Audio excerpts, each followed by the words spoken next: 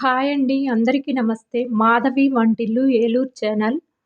ములక్కాయ చారు, ములక్కాయ ముక్కలు, 2 టమాటాలు, 1 స్పూన్ ధనియాలు, మిరియాలు, జీలకర్ర, వెల్లుల్లి రబ్బ, కందిపప్పు, ఎండుమిరగాయలు తీసుకోవాలి. టమాటాలను కోసి తీసుకోవాలి. స్టవ్ వెలిగించుకొని ప్యాన్ పెట్టుకొని ములక్కాయ ముక్కలు, టమాటా ముక్కలు వేసుకొని వాటర్ పోసుకొని ఉడికించుకోవాలి. మూత పెట్టుకొని ఉడికించుకోవాలి. వేరే గిన్నెలో మిరియాలు, ధనియాలు, జీలకర్ర, వెల్లుల్లి రబ్బలు, ఎండుమిరగాయలు వేసుకొని వేయించుకోవాలి. 1 స్పూను కందిపప్పును కూడా వేసుకొని వేగిన తర్వాత స్టవ్ ఆఫ్ చేసుకోవాలి. చల్లారిన తర్వాత రోట్లో చారు పొడుము నూరుకోవాలి.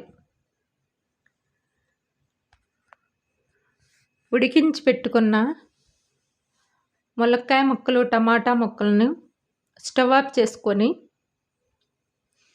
పప్పు గుత్తితో మెదుపుకోవాలి. చేత్తో అయినా మెదుపుకోవచ్చండి. కొంతమంది మెదిపేసి అలాగే చారు కాస్తారు. వడకడుతున్నానండి. వడకొట్టుకునే వాళ్ళు వడకొట్టుకోవచ్చు, లేకపోయినా అలాగైనా కాసుకోవచ్చు. టేస్ట్ బాగుంటుంది. స్టవ్ వెలిగించుకొని గిన్నెలో చిన్న స్పూన్ పసుపు, ఉప్పు, చింతపండు రసాన్ని